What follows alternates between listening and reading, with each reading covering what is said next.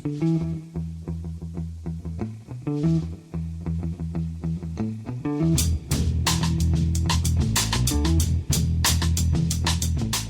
and welcome to The Price of Football, the show that looks at the money behind the beautiful game of me, Kevin Day, and Liverpool University's Kieran Maguire. Kieran, how are you? I know you're on your own for a couple of days in true Home Alone style, so I'm worried that you might be only hours away from wearing Gail's wedding dress to work. Well, that's normally for a Thursday night experience rather than during the daylight hours. But I'd rather keep that private. Indeed. All is good. All is good. And our bees have gone. Your bees have gone? Oh, wow, okay. What, they just strolled off, got bored? What was it? Well, we originally had 2,000 on our front wall, and then Mr. Beekeeper, Kirk the beekeeper, took the queen, and most of them followed, but a few of them didn't. So we've had 200 bees sort of sitting out. They've been absolutely great company, no trouble at all. And then overnight they went. So not only has my wife left me, but my bees have gone as well. Yeah, your wife hasn't left you, Kieran. She's gone away for a couple of days. Let's not be over dramatic. Bees are great. Bees are fine. Bees just sit there minding their own business. They don't want any trouble. It's wasps. Oh yeah. Never did quite understand what wasps' place in nature is, but I'm sure somebody will tell us. And also with anybody else, I would say, how do you know it's 2,000 bees? Because it's you, Kieran. I imagine you have a bee spreadsheet. I imagine you've probably given them all individual names as well, knowing you. It's Newsday, Kieran. There's no football happening, Kieran, but there's a lot of football news going on. Yes. The first one is something we've been discussing on a European level, Kieran, a wage cap, but now it's coming closer to home by the look of things. Yes, this is a story broken by Martin Ziegler of The Times, and there's going to be a meeting of Premier League chief executives this week, I believe. And one of the topics for conversation is competitive balance. It's a good Premier League, as always, yeah. And it's certainly competitive at the bottom. The fact that the three clubs who were promoted avoided relegation, is good. I think for the competitiveness of clubs coming up from the Championship. But there is a concern that, especially with the increase in money coming into European football from 24-25 with the introduction of the Swiss model system, that more and more money is going to be concentrated at the top. And what we don't want is walkovers.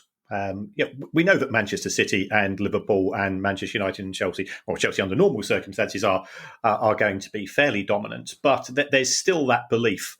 Yeah, the fact that Brentford managed to do the double over Manchester City last season is actually really good for wanting to turn on the telly as much as anything else, because if matches are going to be walkovers, then there's no point in watching it.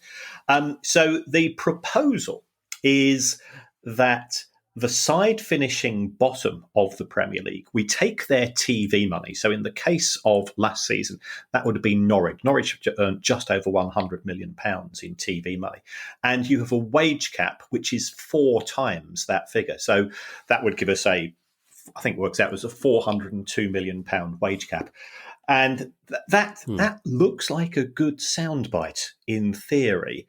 But you then take a look at the actual numbers, and the club with the highest wages last season was Manchester United with £384 million. So under the present rules, all clubs would be able to pay the same level of wages, and the cap would make absolutely no difference towards A, what they can spend, and B, competitive balance. I think the proposals are there because potentially we'll see clubs going well through the £400 million bracket as the new contracts come in with the expanded European competition. So wait and see. And then you say, well, okay, if there is a wage cap, who's going to be the beneficiaries of this? And the beneficiaries will be the club owners of the elite clubs, because if there's a cap on what they have to pay out in wages, and clubs are generating a lot more money from European football as opposed to domestic football, then that can only benefit the shareholders and the owners. By way of a plug, Kieran, you and I have just done a very interesting and enthusiastic interview with Maxim Krivuneks, who's the head of the Virsliga, the Latvian Premier League, who had a lot to say about the notion of competitive balance. But he's also a big fan of both financial fair play and the salary cap. He said it's gone at least some way to reducing the huge gulf. Not a lot, but certainly some way. So that's an interview that our listeners can hear on Friday, which is tomorrow in your language, which is 2 days. I'm getting confused now, Kieran. I've got a hangover, so it's Wednesday, but so the interview's out Friday. But I thought that was interesting. We'll talk more about that when we do hear that interview. In the meantime, Kieran, just when you thought things couldn't get worse for Wigan fans, things have got worse for Wigan fans. Yes, this is unsurprising, but still disappointing news. HMRC have issued a winding up order in court, and that's going to be held in the next few weeks.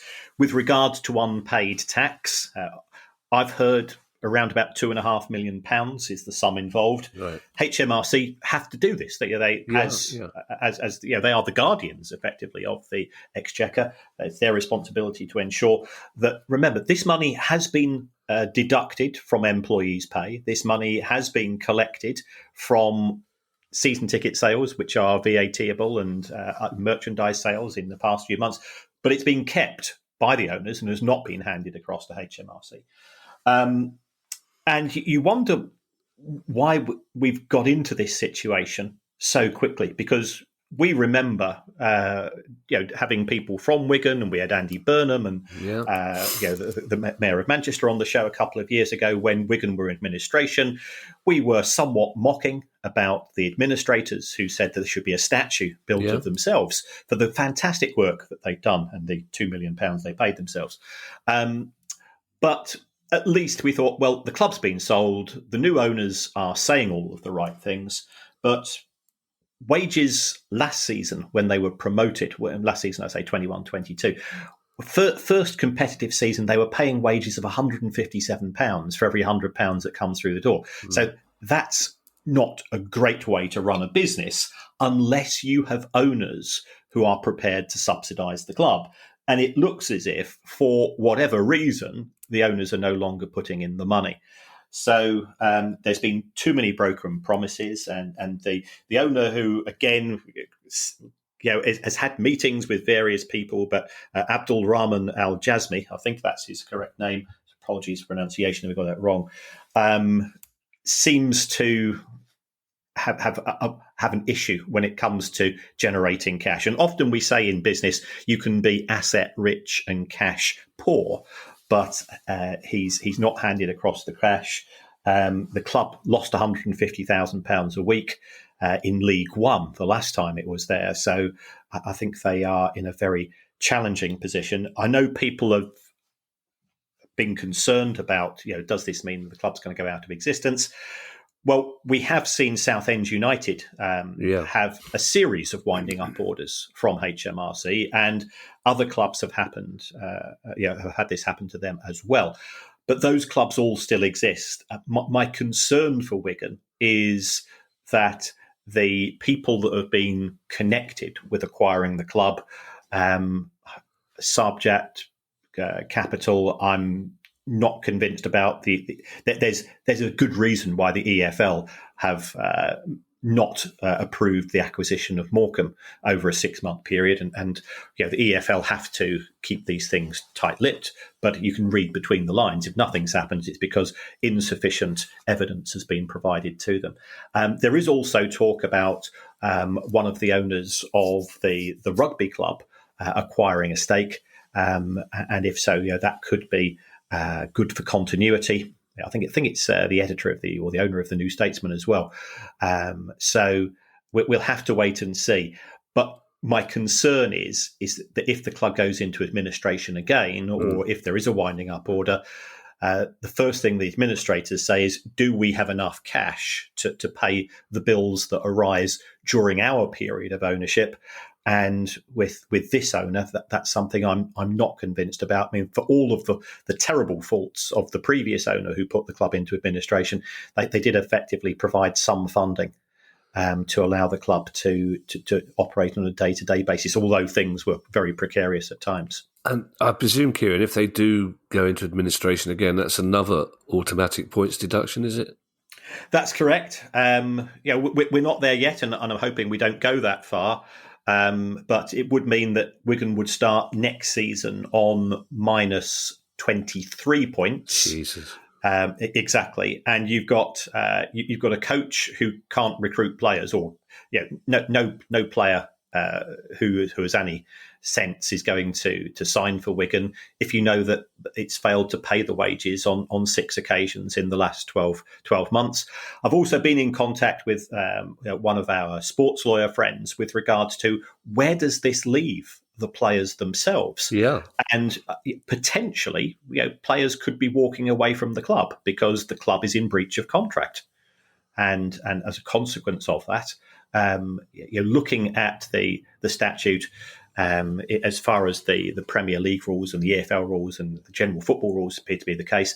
I think if you are more than 14 days late, and I think it has to be twice, effectively the player can rip up the contract, but the player will be talking to their representatives and so on. We did see this in respect of Southend United, where a player decided that for the sake of their career, their family, their obligation to the direct debits and standing orders that we all have, that they were going to move on to another club, and this could make things even worse. This is a club, Kieran, that won the FA Cup not many years ago. It takes a certain talent to run a club of that status into the ground the way they're doing. It's very hard to see how they won't be playing League Two football the season after next, which will make it even more difficult to sell to a going concern, won't it? It will certainly have an impact upon price. I think that the administrators did get a reasonable price for the club when they sold it, but it certainly it had some property assets. It did have a decent squad and so on that was left. Admittedly, all the best assets are gone, but they still had some good talent there.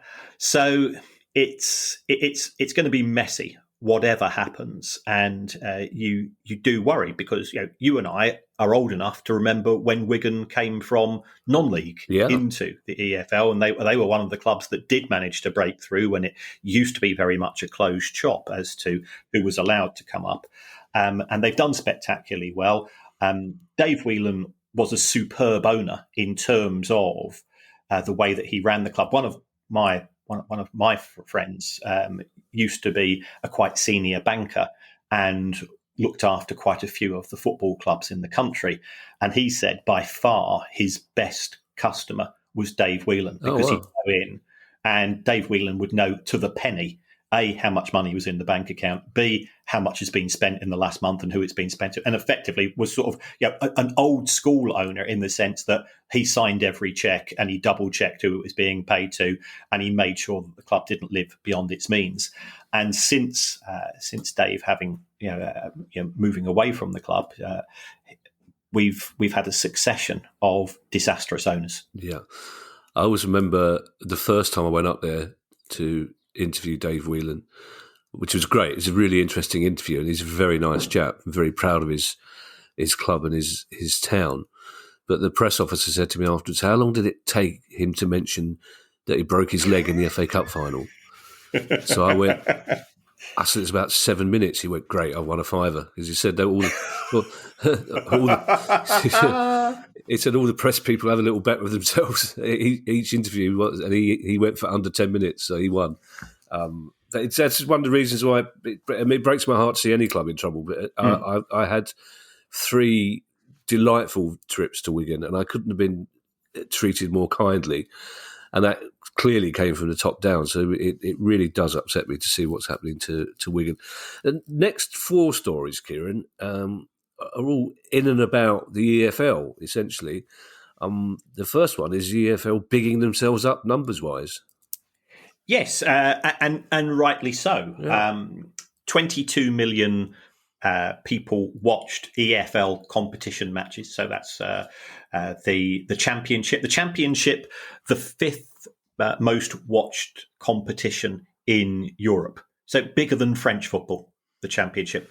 And it's, you and I, we've had clubs that have spent a fair number of years in that division, and it was always great because it was that Saturday, Tuesday. So even if you'd lost a match at the weekend, you knew there was an away trip to Rotherham to look forward to 3 days later to perk you up. And even League One is in the top 10 most watched divisions in European football, which is a hell of an achievement. I think it's sort of testament to the quasi-religion that football has become in this country, and it is sort of one of the few things which unites a secular society.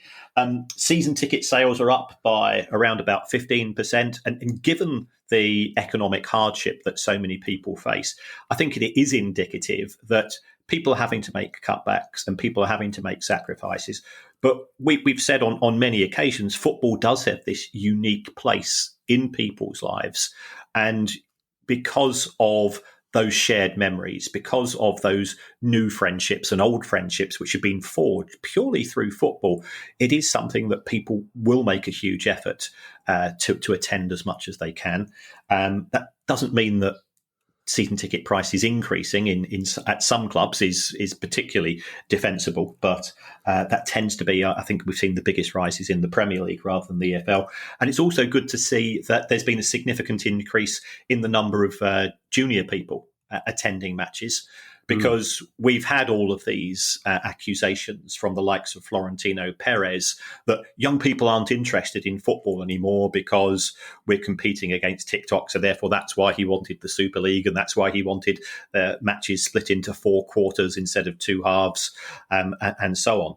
But as somebody that teaches, particularly I teach football finance to young people, the level of enthusiasm that I see is just as much as it is before. And when I talk to my mates, their kids are just as enthusiastic as we were. But it's great to see that's manifesting itself in high levels of junior season tickets and match attendances as well. Well, you're never more obsessed with football than you are between the age of 7 and 11, really, Kieran. I mean, they're the golden days of being a football fan. You can't tell a 7-year-old that you're going to change the game that he's just fallen in love with. They know, they understand it more than we do sometimes. So Perez is an idiot. I'm going to stop. Actually, I shouldn't say things like that. I'm going to try and stop saying things like bigging themselves up, Kieran, because our Latvian friend Maxim told us that he makes his staff and students listen to the pod to learn about football finance, but also to learn colloquial English. So I'm really worried that some little Latvian teenagers are going to go home and get in trouble for calling his dad Charlie Big Bollocks. So we shall speak proper English from now on. The EFL, Kieran, the second story with the EFL in, have approved the acquisition of Birmingham City by Shelby Companies. Ed happened to overhear me mentioning this to somebody, and he went, "That better not be named after Tommy Shelby." And I said, I'm afraid it is. It is named after Peaky Blinders' violent, charismatic leader. It said that's pathetic. It was actually angered by that. I thought it was brilliant. I thought it showed a side of side of humour by the people setting it up, because the real story is far more corporate. What's happened here is that a hedge fund owner called Tom Wagner from the United States, he has now had EFL approval to acquire 46% of Birmingham City. Now, it also has to be approved by the Hong Kong Stock Exchange, but I think that's likely to go ahead. I don't foresee any issues there. That's because, just to clarify, that's because the current owner is based in Hong Kong. That's right. So so the company is listed on the Hong Kong Stock Exchange, and the actual ownership of significant numbers of shares, it's always been one of those awkward trails of data, and you've got to you've got to give huge admiration. There are some dedicated people out there that do all of the donkey work. There's a kid called Daniel who's a Birmingham City fan who's just obsessive, about the Birmingham City ownership, and he puts out some amazing stuff. And I know Alistair at West Bromwich Albion and some of the other people there, they've been digging into who owns West Bromwich Albion, and it's not necessarily the person that says they own West Bromwich Albion. There's lots of trails and offshore activities taking place, and fair play to these people for giving up their time and trying to get to the bottom of it. But I think this is a positive for Birmingham. And we've said that Birmingham, to a certain extent, we don't use this phrase "sleeping giant," but Birmingham is a club with a lot of potential. But they need to invest in infrastructure, and they need to invest in terms of playing. But for a big city, it's unusual to have just sort of one senior team in the top division. So I think this is an interesting one. My one reservation is, why do hedge fund owners want to buy football clubs? Because it's not it's not for keepy uppies, it's not for crossbar challenges, it's not for jumpers for goalposts, and all of the reasons why we as kids fell in love with the game. Although perhaps we are just legacy fans and we're out of touch with the modern world. Could be, Kieran. We are out of touch with some aspects of the modern world. There's no doubt, but that's another pod. If the new owners of Birmingham City are listening to this, if they're not too distracted by watching Peaky Blinders in the box set, please bring back one of the best away kits ever. I mean, like 1973-74, essentially they had the flag of Belgium as their away kit. It was fantastic. I would actually break my own rules and buy another club's football shirt if that was the case. I know your rule, Kieran, is to buy all the club's football shirts. We have different rules. That's why this works so well.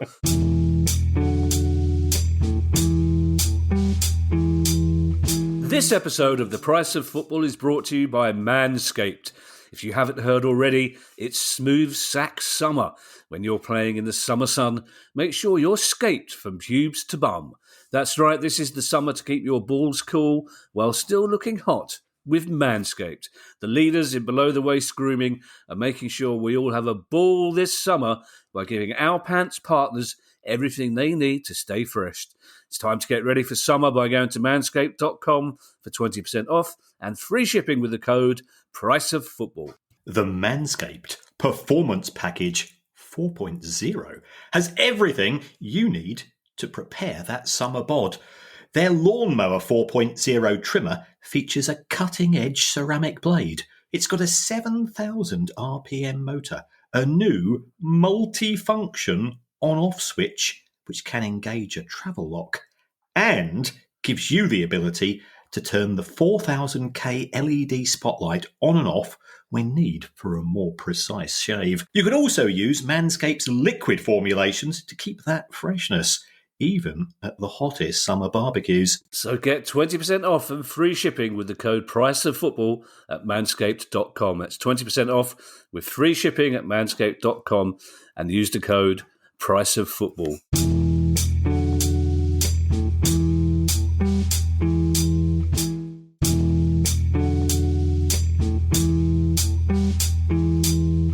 This next EFL story, Kieran, Wigan fans will no doubt say is a classic case of bolting the stable door several years after the horse has disappeared. But the owners and directors test is getting beefed up by the look of it.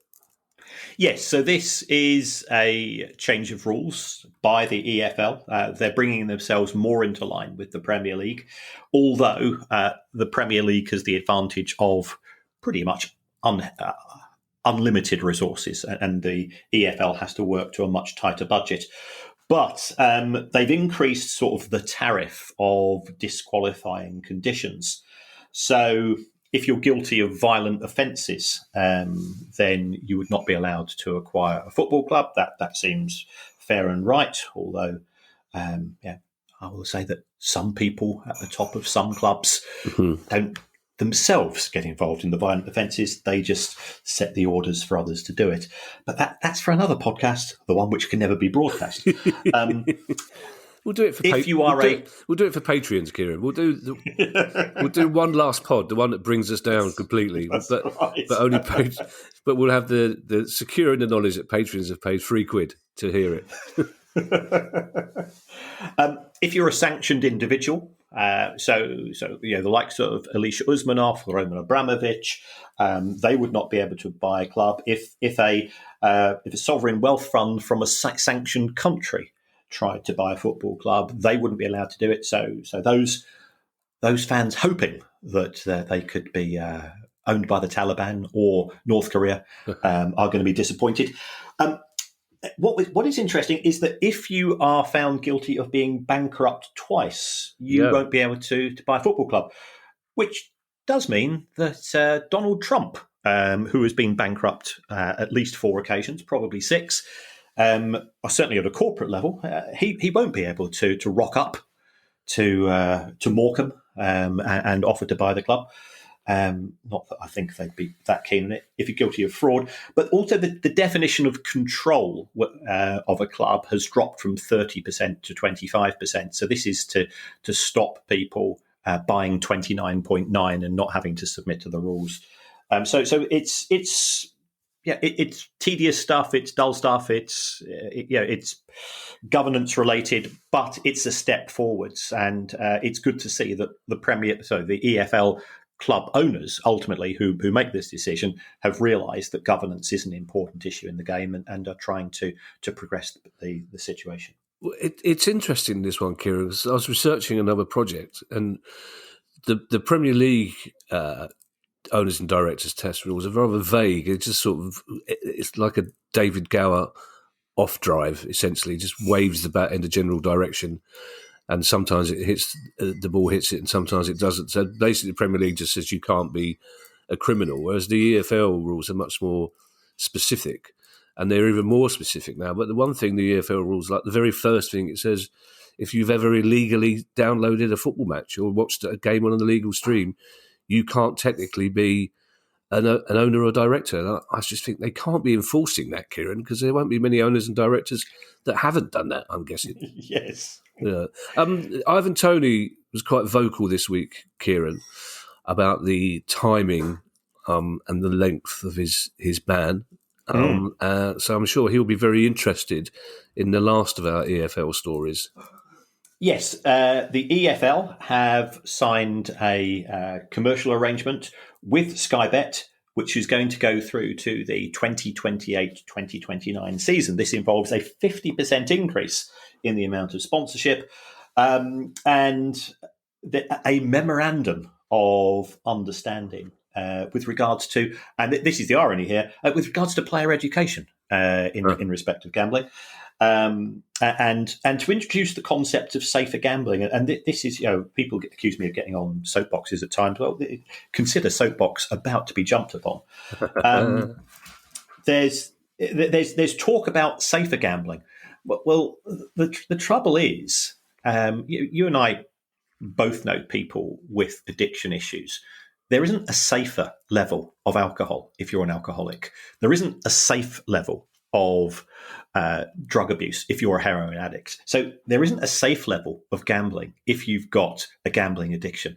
And the use of these words makes me feel uncomfortable, because when we think about a problem gambler, we think about somebody who has a gambling addiction. Now, those people, according to the gambling industry, they must self-exclude. They must go through all of these steps themselves. The gambling industry, however, sees a problem gambler as somebody who wins all the time, or not win, or wins the majority of the time, and therefore it is making profits. And what the gambling industry will do with their definition of a problem gambler is they've got the algorithms. They will close down your account or restrict you to 50p bets or £1 bets, and B, they'll tell all of the other gambling companies as well that, oh, by the way, this person is effectively a professional gambler. They're going to have an edge we don't want to lose money. And I understand why the gambling companies don't want to lose money, but I do feel uncomfortable with their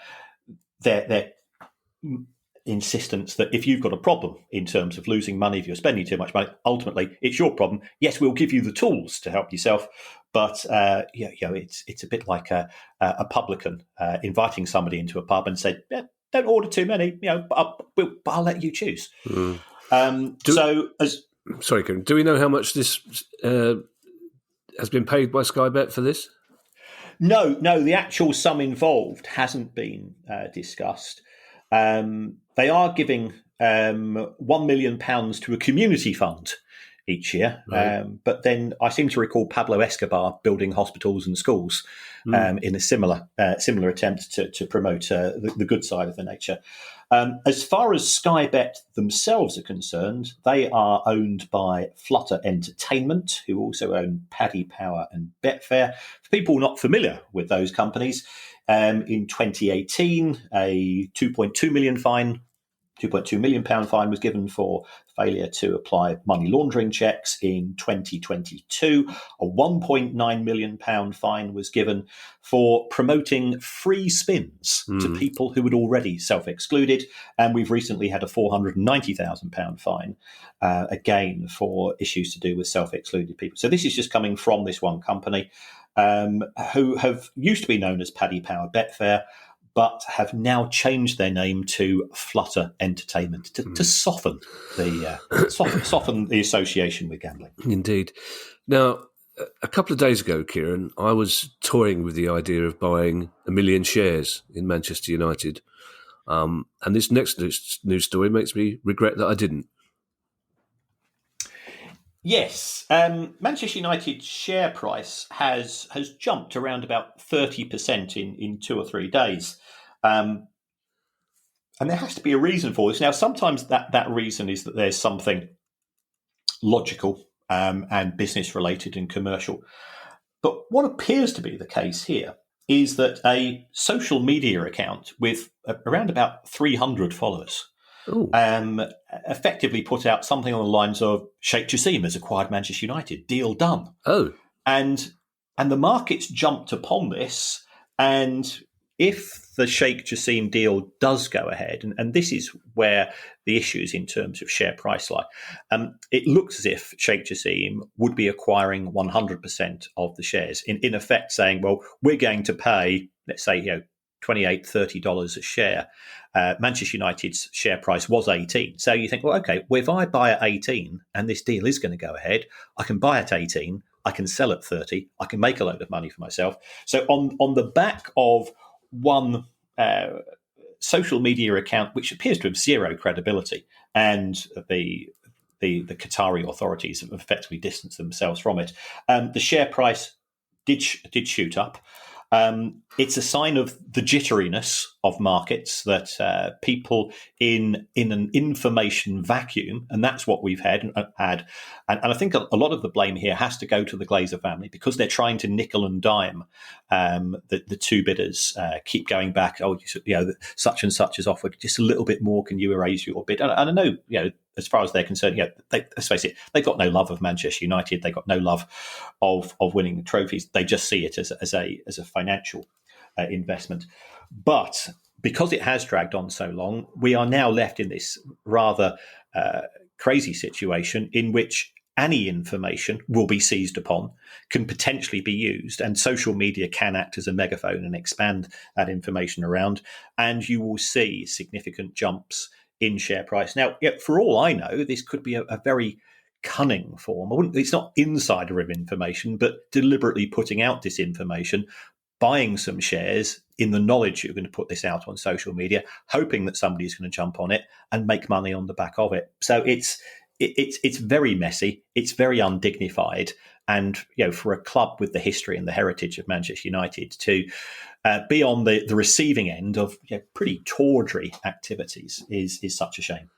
Kieran, you've got 100,000 followers, more or less. Why aren't you out there causing havoc on the markets? You could just, one casual tweet from you could bring the whole thing crashing down. Well, I did actually put something out last year, which I wouldn't necessarily say was a buy recommendation to Manchester United, but when the price dropped to 10, I think it was $10 or $11.60. It was 10% below the original listing price. It did look a bit of a bargain. I'll say no more than that. And if I put my money where the mouth was, I would be sitting very pretty. It is one of the things that I monitor, and I do own shares in quite a few clubs. Yes, you see, this bothers me, Kieran. You not only do you buy the shirts of other clubs, not only do you bet against your own football team losing, you buy shares in other football clubs, Kieran. It's kind of Machiavellian thing going on here. You'll be buying a club next. Imagine how difficult the pod will be if you're one of the club owners. Who's a Roman? Yes. Yeah. Imagine if you and Lawrence Bassini together brought Watford. That'd be. I'm putting that down. I'm just going to write this column on my piece of paper here. Most unlikely thing to happen. Kieran Maguire, Lawrence Bassini, buy Watford, end up in a relationship. You said you've been saying it quite a lot recently, but you said it earlier on in this pod that you wonder why hedge funds would want to get involved in buying football clubs, but a new analysis shows that there's a lot of them getting involved across Europe, Kieran, isn't there? Yes, this was a report, I think this is in Bloomberg, which showed that 1 in 6 clubs in the big 5 countries in Europe, as far as their senior divisions are concerned, are now owned by either private equity or hedge funds. And there are a variety of reasons to buy a football club. I think we both have owners of the clubs that we support who do it because, first and foremost, Steve Parish and Tony Bloom are fans of Crystal Palace and Brighton Hove Albion. And they acquired the clubs at times when the future of the clubs was called into question. They've been successful in their own business rights. And they're fans first, and they're very successful businessmen second in terms of their relationship with the football club.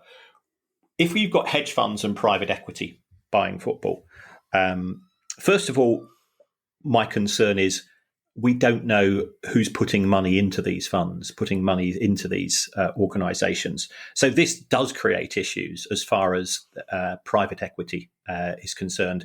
If the Premier League is investigating, because they will say, well, it's a corporate acquisition, trying to get behind the veil as to who are the big players in some of these organisations is tricky. But they are looking for a financial rather than an emotional return on their investment. And there's nothing wrong with that. That's how modern day capitalism works in terms of you invest in something, you try to run it well, you make profit, you sell it on to somebody else, and they try to do the same. In the case of football, you therefore have to say, well, who are the other stakeholders in football? Well, we've got the broadcasters, we've got government, we've got the employees, and then we come to, for me, the 2 most important stakeholder groups, who are the players and the fans. And in terms of the players, what we are seeing is all of these owners, they want more matches played because that's more matches equals more money. And I know some people will say, well, hold on, footballers are amply rewarded themselves, but we are seeing increasing levels of injury taking place, and I think there is a concern in terms of players' careers. We saw the Champions League on Saturday, where Kevin De Bruyne, for me, one of the most magnificent footballers of the last decade, went off injured because he's been playing too much football. And that diminishes the quality of the product. But in terms of fans, the way that private equity sees fans is money on the hoof. And what they want to do is to drain fans of as much money as possible. And here, we need perhaps some form of protection, perhaps in the form of an independent regulator of football, which could hold up the interests of both. Yeah, somebody got 37 minutes on their on their sweep. I've just sneaked it in. So I'm not opposed to hedge funds or private equity buying football. We live in a world in which these organisations are are very common, are very successful in their own right. My reservation is if they're owning 1 in 6 clubs already and they're looking to buy more and more, where does this leave football going forwards in terms of the game, the way it's played, and the way it's going to be sold to us as fans? Because I'll be honest, these organisations don't want the likes of me and you, because we are the blokes that get a season ticket.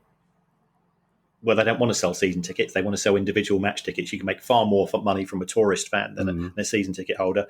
They want to increase the prices of merchandise, and we're already seeing, shirt prices are ludicrous, and we still buy them. Because as we were saying earlier, you'll make sacrifices elsewhere because of the relationship that you have with the football club.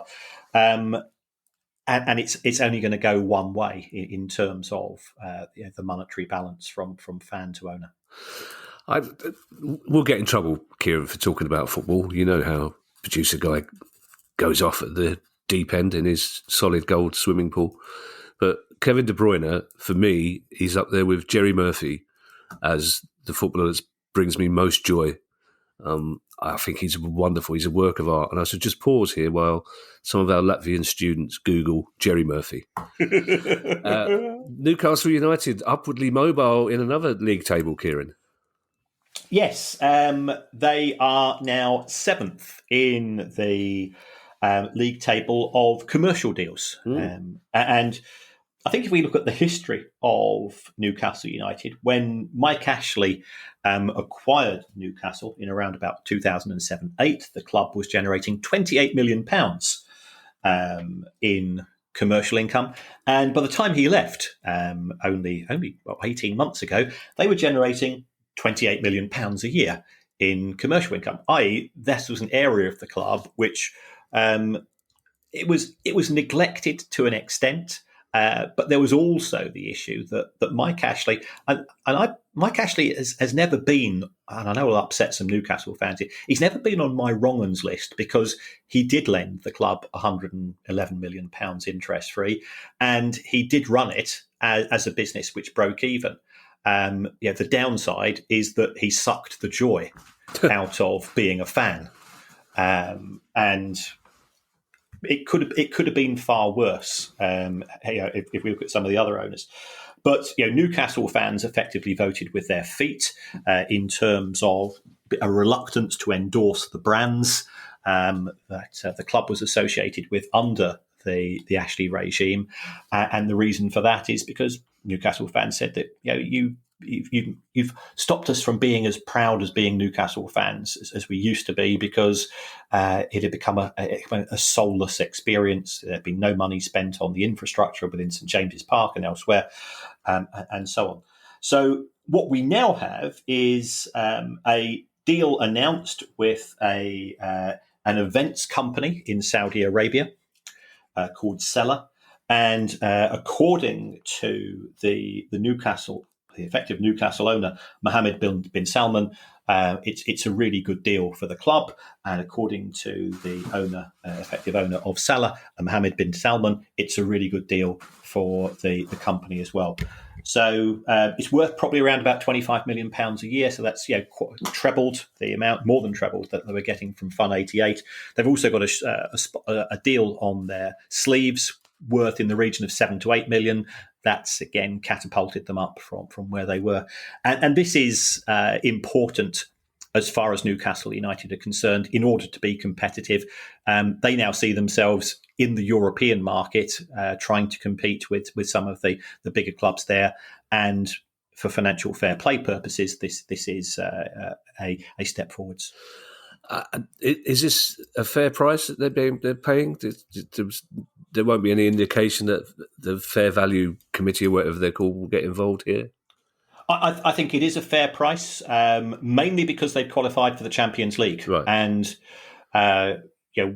when we spoke to Maxim from Latvian FA, he was talking about the interest in football in his country, and he said, well, as far as viewing figures are concerned, I think he said it was a Premier League first, then the Bundesliga, and third UEFA Champions League, the UEFA's midweek competition. So it does generate eyeballs all around, and therefore I think you're able to price accordingly.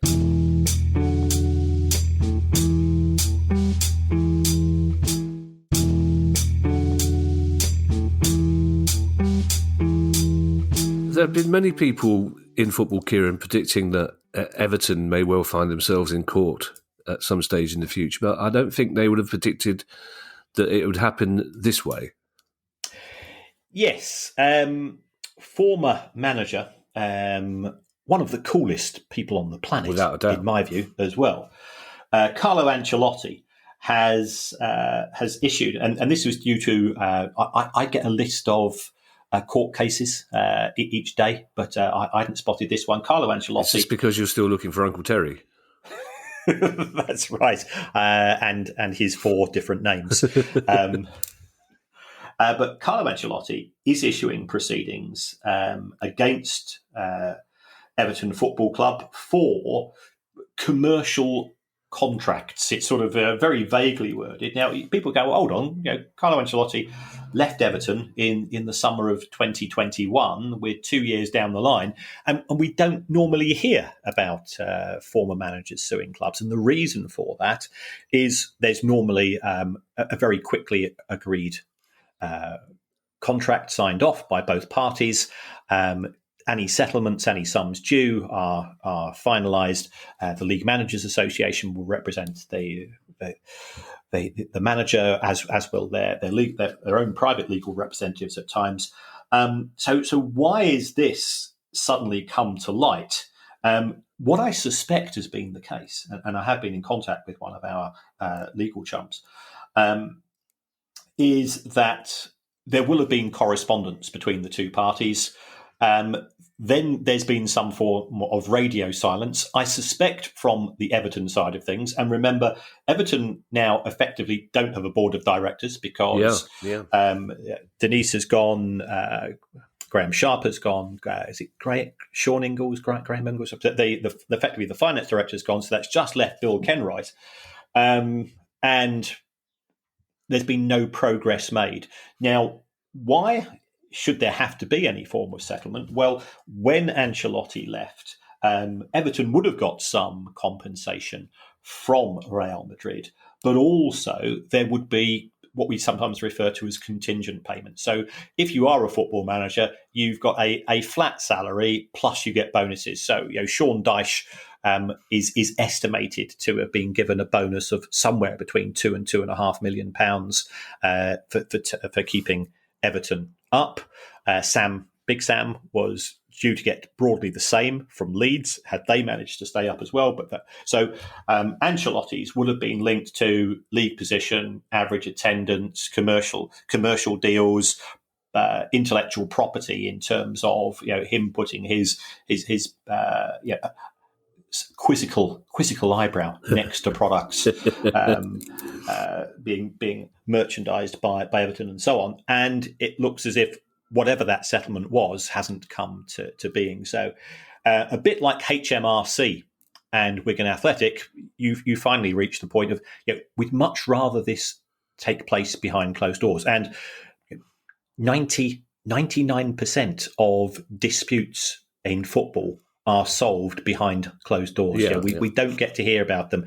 I've without giving away as few details as possible, I do expert witness work in respect of some disputes. And you sign a non-disclosure agreement, you then present data, you gather together research and do, in my case, it'd be financial metrics, whatever it would be, and that's it. And nobody's any the wiser. And that's it's a private dispute between either a club and an individual or two individuals, and it gets resolved privately. This is very unusual, and I think it's indicative of the chaos that's enveloping Everton. They've got the Premier League charges, they've got this, they've got uncertainty with regards to funding and MSP capital. Most of the board's just resigned. It's very messy. How does one go about getting a list of court cases, Kieran, asking for a friend? You just go to I just go to the government website and I get daily updates from different courts. Right. Okay. So which do you go to first, Companies House or the court? I'll check up, but it's very easy. I mean, to be for all that is wrong in this country at present. And speaking as somebody who last night had no electricity, and people down the end of the road have got no water.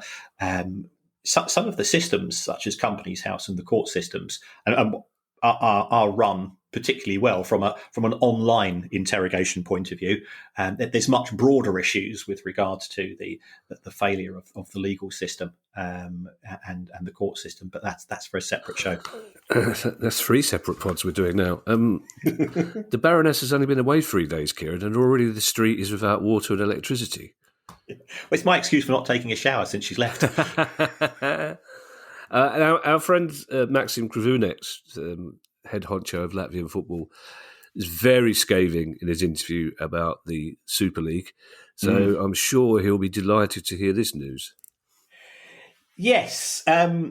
Juventus have sort of withdrawn from the Super League project in the sense that they have written to Real Madrid and Barcelona with a view to saying, well, we're thinking of a possible exit. And then the club sort of denied that was the same as that they were going to exit the Super League. But Juventus, they've got a lot. Yeah, I think that Everton have got a lot on their plate. Wigan have got a lot on theirs. Juventus are broadly similar. They've had a 10-point penalty this season domestically with regards to financial shenanigans. As a result of that, they would have qualified for the Champions League, but they're now only going to be in the Europa Conference, which is a shame because had they qualified for the Europa League, I'd quite like a trip to Turin next year. But that's on my European tour. I have to strike that one off. They've also got their claims going through the European Court of Justice with regards to the Super League and its legitimacy. And any potential sanctions from UEFA with regards to that.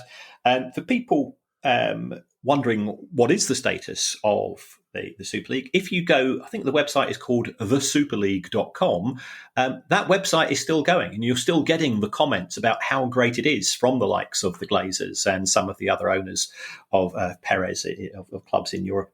And it's a bit like a ghost ship. It's not been updated since the whole thing was created and then came crashing down, but it's still there, and it's something we should never forget. Yeah, as we've said before, we will end up with some form of European Super League, just one not controlled by 12 people who decided to set it up themselves. Yeah, 3 more stories to go, Kieran. Growing up as a football fan, you very rarely heard the phrase South American football mentioned without it being followed somewhere along the line by the seamy side. It only seems to be South American football that has a seamy side. And there's a story coming out of Brazil, which would be delightful for 1960s football pundits to hear. Yes. The Brazilian state prosecutors have charged 16 people, including 7 players, with various forms of match fixing. Now, this has been what you might call low-level fixing. And you and I, we both know that some cricketers have been found guilty of not match fixing, not even ball tampering. We leave that to that well-known cheat, Steve Smith and his cronies from Australia, just sort of ramp up a bit of pre-Ashes feeling. We've just lost all of our Australian audience. Kieran, you play for a cricket team that had somebody called the Prowler in it. You cannot occupy any moral high ground when it comes to cricket pranks. Oh yeah. I mean, our cricket team, if ever there was a team that punched above its weight ability-wise, because when it came to sledging, we were without doubt the best team in Lancashire for doing that. It was for me, I'm very mild mannered, and I'd sort of and I once played in a final of it was the South Lancashire Cup, and it was a decent match. I was the opening bowler in those days, and that I hit their opening batsman on the head, and I was distraught. I was absolutely devastated. The rest of my team, they were high fiving each other. It was. I'm a lover, not a fighter, when it comes to all forms of sport, which is why I've never been particularly successful. Yes, but the difference there. I didn't play a lot of cricket. I wasn't very good at it, but the team my friends played for in South London. The difference is that they would have hit the opening batsman on the head, but with a bat. Just hitting him on the head with a ball would have been considered soft. So anyway, back to Brazil, Kieran, and back to Brazil. The seamy side of Samba soccer. The seamy side of Samba soccer, exactly. This is low level, just as we saw.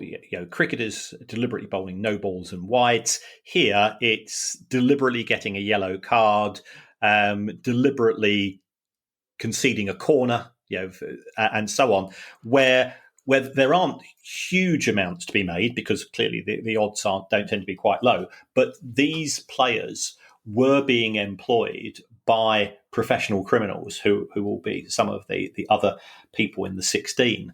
And therefore, the bookies were losing out on this. And, whilst I've been a bit mean about the bookies earlier in this, this is an area which they have to address to preserve the integrity of sport, and it does affect a lot of sports. But it's no surprise, and this isn't me doing my Terry Collier impersonation that it's happened in Brazil. I'm also fully aware that it does happen in Europe as well. But trying to get the state to prosecute is very difficult at times. I shall pause yet again for our Latvian listeners to Google Terry Collier.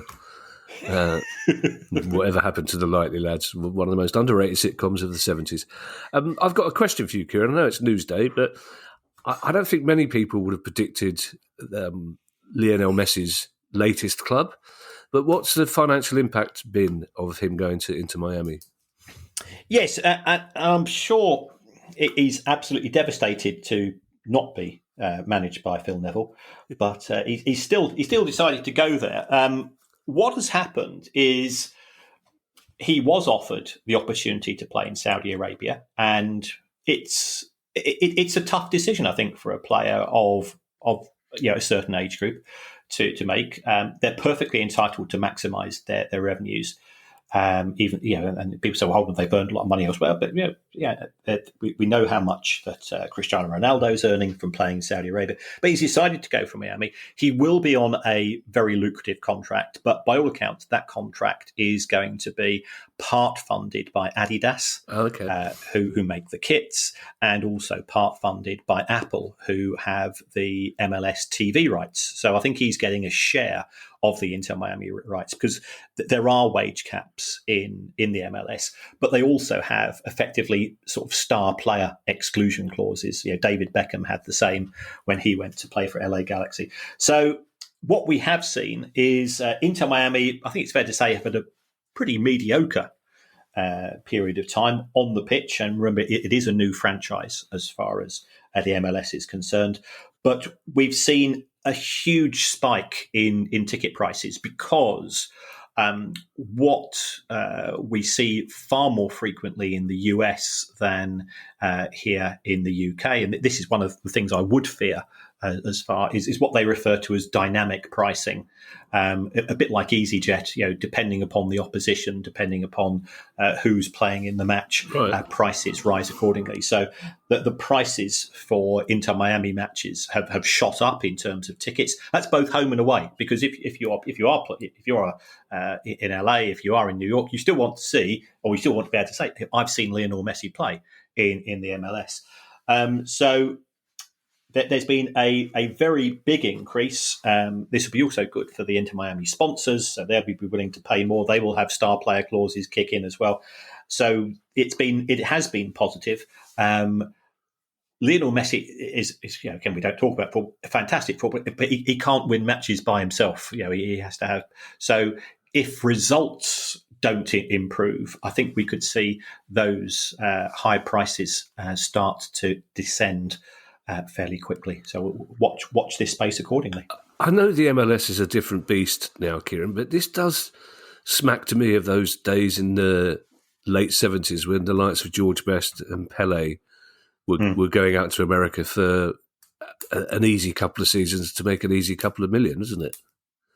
It is, and the MLS, is trying to market itself. It has a very challenging position in that there are established sports which have got very close links to the broadcasters, and broadcasters love the NFL and they love the NBA, and the reason for that is that there are so many scheduled breaks in them. So we were talking earlier, mentioning that Florentino Perez said we should have four quarters instead of two halves. Well, part of the reason for that is that appeals to broadcasters because you've got far more opportunities to run adverts. An average NFL match actually only has 11 minutes of competitive play during it, but the show will be broadcast for 3 hours. So if you think about it from a broadcaster's point of view, the ability to maximise advertising revenues is absolutely fantastic. So that's why we've got that position there. I'm going to do this last link in my classic local TV broadcaster voice because this is a classic local TV segue. Kieran, from Miami to Falkirk. I think there are many pods this week going from Miami to Falkirk. This is one of those stories, Kieran, that I think is a good news story, but it's got the potential for me to be completely wrong about that, as I have done before. No, I think this is a progressive issue. Good. What has happened is Falkirk Supporters Society, they've borrowed £350,000 interest-free, and it's repayable over 20 years, from the Scottish Government Fan Bank. And this is going to allow them to buy shares in the club with the aim of furthering the transition to Falkirk being a fan-owned club. We still have some other small shareholders. We still have some larger shareholders. But the government seems very, very keen on this. It looks as if it's going to allow the Supporters Society to buy 875,000 shares, also to have 2 seats on the board. And that would allow the club to have diversity of stakeholders, which I don't think is a bad thing. Yeah, we've been saying this all along. So it will give them a decent share, and we take it from there. And good luck to them in their proposals. Tell me about the Scottish Government Fan Bank, Kieran. Or Finley can, if he wants to. That's yes, you can spot the postie. The Fan Bank, it's an initiative set up by the Scottish Government with the aim of excuse me, sir. I can see the BAFTA committee. They said, well, the first 59 minutes of the show was fine. It was just about professional, although with a few off-piece moments, and then the dog chipped in. Well, it's those Latvian students I feel sorry for, Kieran, trying to pick up colloquial English. Now even the dogs bark differently. But as far as the Scottish Government is concerned, it set aside a fund with regards to expanding ownership of clubs, acknowledging the place that football clubs have as far as individual, same here in England, in terms of individual towns and cities, helps of identity, the benefits that it brings in bringing people together, giving people an opportunity to meet, to make friends, to keep friends, as well as sort of the physical and mental well-being. So I think they acknowledge the importance of football, and this is a progressive scheme. I expect it to potentially be seen used elsewhere. It is. That's a very upbeat note to end on. Thank you to everyone who's donated to the pod via our Patreon page. If you'd like to join them and make a small monthly contribution to the pod, that would be very kind. You could do so by going to patreon.com/priceoffootball. And if you have a question you'd like answered on the show, email us at questions@priceoffootball.com. We'll be back with you on Monday for our next questions pod. In the meantime, I shall hand you over to Mr. Kieran Maguire for his customary farewell. Well, thank you for all of the interactions and the support for the show. We hope to be announcing some dates when we know them, and we will be the first to know, but you'll be the second.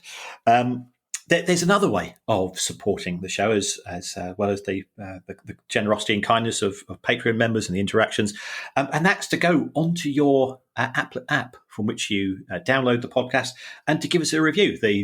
It doesn't really matter what you say. It's the fact that we're getting reviews helps us in the charts, and we are, for a niche show, we're holding our own in terms of the charts. It's my son's 30th birthday this week, so I therefore say you could even say you would rather have the show presented by Sean Ryder, and as it's just received a telegram from the King, Jack Grealish's liver. He's surprisingly philosophical, Sean Ryder. That's brilliant. Happy birthday, Alex. Bye, everybody. Bye. The price of football.